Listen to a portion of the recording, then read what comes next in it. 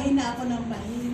Ngayon, talagang inatake naman ako ng allergy at saka yung ubo na naman ako ng ubo. Pero sabi ko, Lord, hindi na pwede na to. Hindi na pwede kasi dumaan na kay Kuya Roger, dumaan na kay Ate Edna.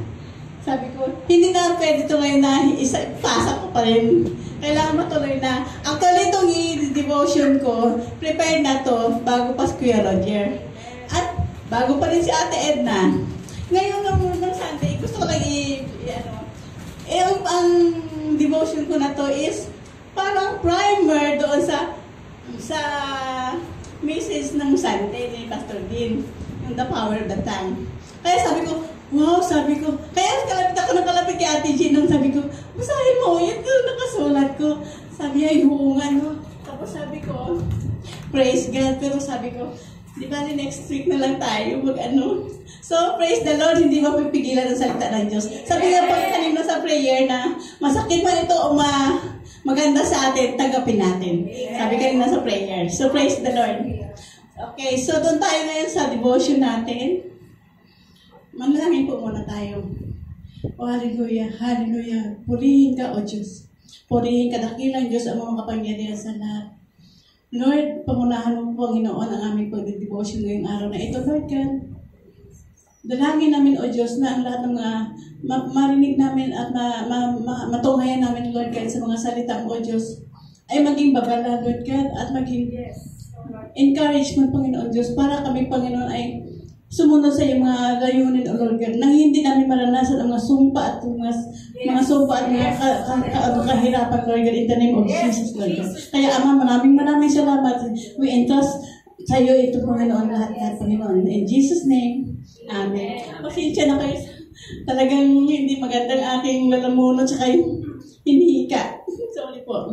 So, since napag-aralan na natin yung curse and blessing, narinig na natin lahat, halos, ang mga bagay na babala sa atin, mga nandoon ako, ano nga dapat gawin. So, ako naman, may dadagdag na lang ako kasi narinig natin. Katulad ng last week, sinabi doon sa The Power of the Tongue. So, isang paraan din yun na maiwasan din natin. So, may mga points lang ako na idadagdag. Actually, maliit na, makunti na lang to. Kasi binawasan ko lang napag-ano ni Kuya Roger, ni Ate Edna, saka lalo na nung Sunday, yung The Power of the Tongue, yun talaga nakafocus ako doon sa Power of the Tongue. So, since nga, napag-aralan natin lahat, subalit sa atin din ang sumunod na dapat natin malaman at alalahanin. Ano ba itong mga ito? Bilang Kristiyano, hindi lang tayo sumusunod. Mayroon din tayong mga puntos ito. Number 1, God give us free will. Makikita natin ito sa Deuteronomy 11:26. Okay, ano nga yan? Sabi dito, sa araw na ito, bibigyan ko kayo ng pamimilian, pagpapala, o sumpa. So, ayan na. Pinapipili tayo ng Panginoon. So, ibig sabihin, may free will tayo. Nasa atin yun kung susunod pa tayo o hindi. Ngayon, kung sakaling sumunod tayo, ano ba itong sinasabi ng pinapamilian tayo? Ito ba pamimili na ito para gumawa tayo ng masama? Pwede gumawa tayo masama o pwede tayo gumawa ng tama. So, may pamimilian tayo. Yun nga lang, talagang tatanggapin natin kung ano ang nararapat dyan sa mga pangako na yan. So, tandaan natin, may free will tayo. Kahit sa ating buhay, may kalayaan tayong pumili. Pero, siyempre, nandoon yung mga paalala, katulad ng magulang. Ang paalala ng magulang, maging masunurin. Ano pa? Maraming paalala lagi ng mga magulang sa mga anak. Mag-aral mabuti. So, pag mag-aral na mabuti, anong kinaharap nandun? Pag nag-aral na mabuti, siyempre, maging successful tayo.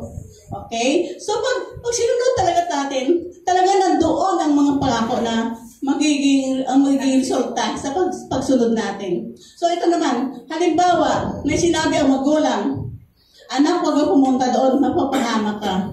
Pero, sinunod mo pala ang gusto mo. Kasi may free will nga tayo Sinunod mo, pumunta ka pa rin doon. Halimbawa, sa masalimuot na lugar, maraming gulo, maraming away-away. So, napahamak ka ngayon doon. So, sino may kasalanan din doon? Ayun. Ikaw may sarili na yon. Kasi, nandun may paalala lagi.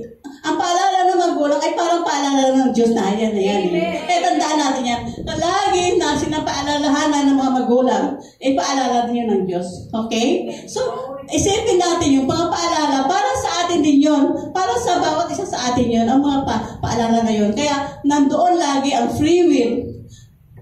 Tandaan natin. So, ang free will na yun ay dapat isipin natin kung ito ay tama o hindi. Is this in line with the Word of God or not? So, yun lagi isipin natin. So, nandun na po yung isang puntos. God give us free will.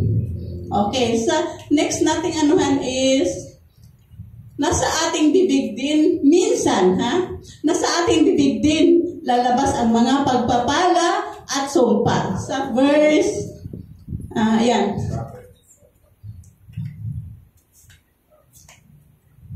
$29 big, please.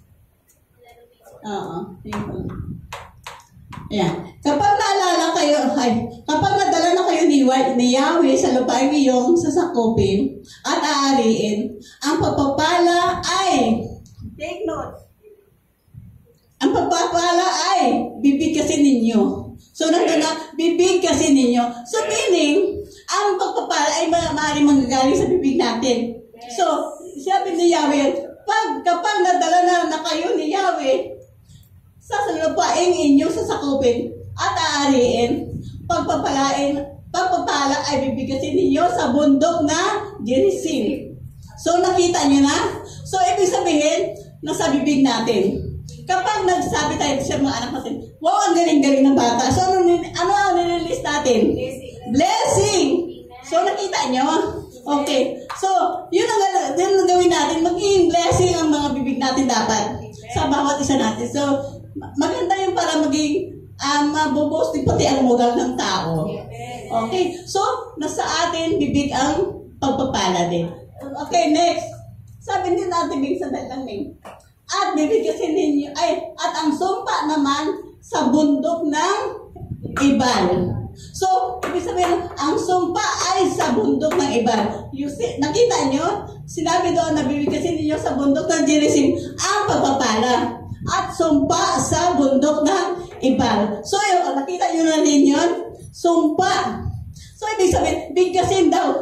Bigkasin ang sumpa sa bundok ng Ibal. So, sa ating bibig mismo, nanggagaling din ang sumpa. Halimbawa, sinabi ng itong bata na to, dito, so marami na tayo sinabi. Anong tawag doon?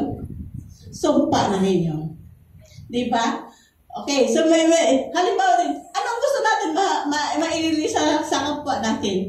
Blessing ba talaga o sumpa? Kaya sabi nga nung Sunday, the power of the tongue. Kaya ito nga, primary, sabi ko ito primary to eh. Kaya lang din nagkataon talaga na makapag-devotion tayo ako nung Sunday. Praise God. So, mayroon pa dito, hindi lang to nasama sa main place. Hindi lang sa Mark 11:21. Gusto ko lang makita natin Sa Mark 11:21, sinabi dito ni Pedro, I'll be reading in my own, Tagalog yan, Tagalog na ko.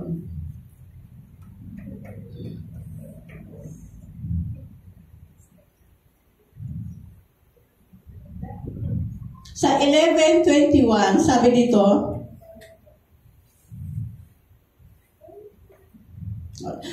naalala ni Pedro ang nangyari dito ito yung sa Igos.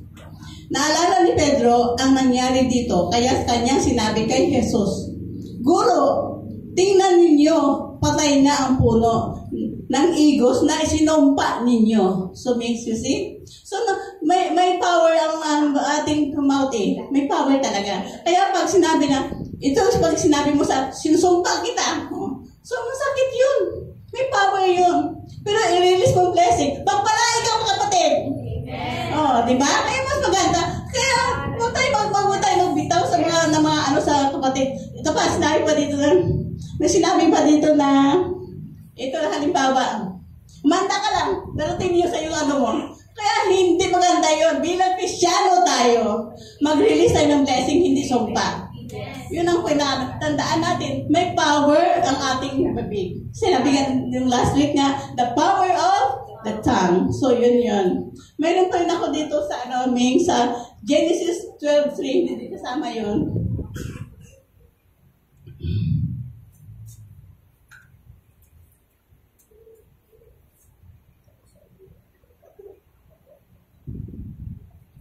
Sabi dito, di ba sabi na ang pagpapala at sumpa sa bibig natin. So ito yung sa 12:3.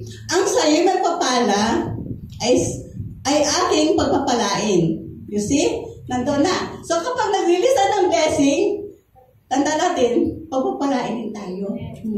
Amen. At ang sa'yo'y sumumpa. Yun, masakit yun. At ang sa'yo'y sumumpa ay aking susumpain.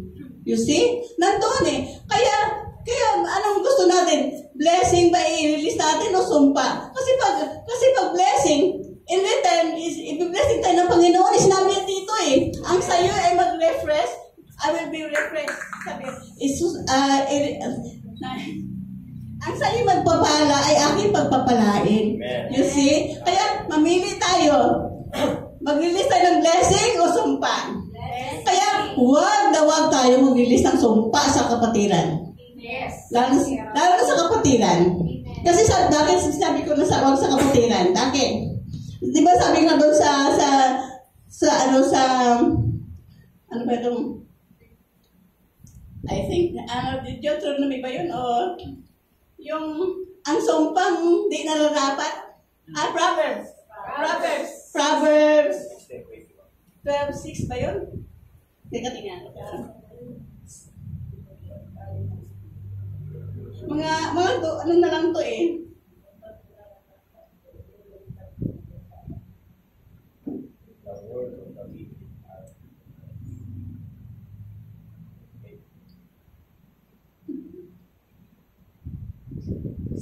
Yata 6:3 yata eh.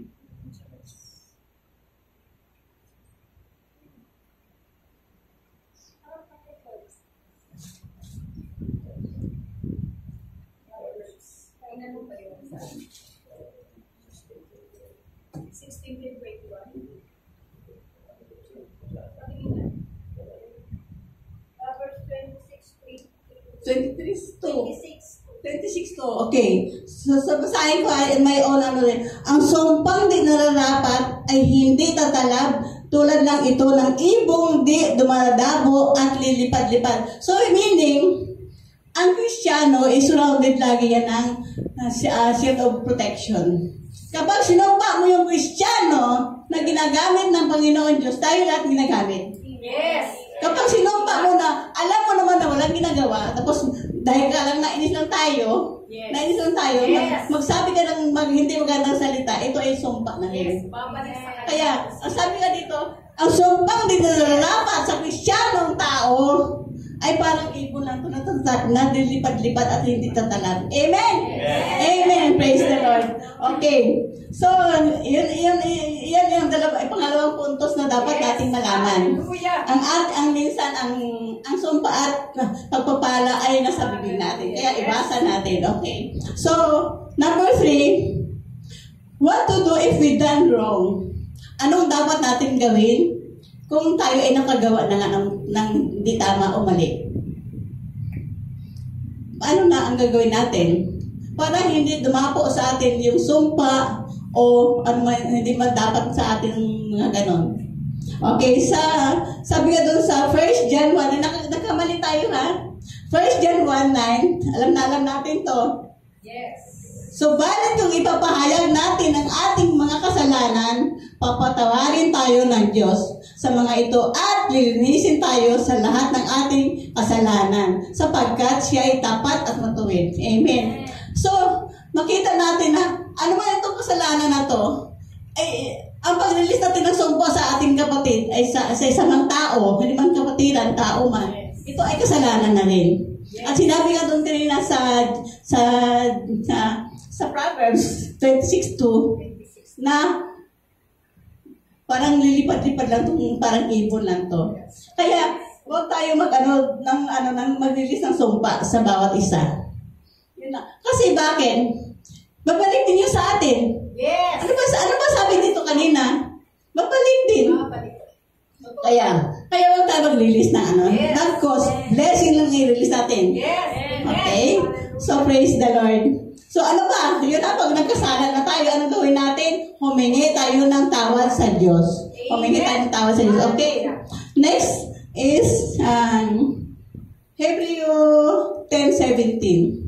Sabi doon, pagkatapos ay sinabi pa niya na kalimutan ko na ang kanilang mga kasalanan at kasamaan. Okay? Kasi minsan tayo naman pag nagkasala tayo, pinatawad na tayo. Kaso, nandun pa rin sa puso natin, patawarin kaya ako nung ginawa ng Panginoon Diyos na. Ang tangit ng ginawa ko, ganito ganon eh. So, pananawalaan natin na pinatawad na tayo eh. Sabi nga pagkatapos, sinabi pa niya, kalimutan ko na. Yes. Tingnan mo, kalimutan ko na meaning. Hindi niya tayo alalahanin itong mga kasalanan mo. Kung di natin, pag ginonfess na natin ating mga kasalanan, hindi niya na alalahanin pa Hindi ko na alalahanin pa ang kanilang mga kasalanan at kasamaan. Tingnan mo kung kaano ka-grateful ang Panginoon, ka-faithful ang Panginoong Diyos. Praise the Lord. So, maraming salamat. So, tandaan natin ulit ang mga dapat nating alalahanin ay God give us free will. So, wag natin abusuhin. Number 2, sa ating bibig din minsan lumalabas ang sumpa at pagpapala. Kaya mag-release na lang tayo ng pagpapala sa kapwa. Okay, ano ba? Anong dapat natin gawin kapag nagkamali na tayo? Ayun, lumapit tayo at humingi ng pagpatawaran. Salamat sa God. To God of the glory. Amen. Salamat.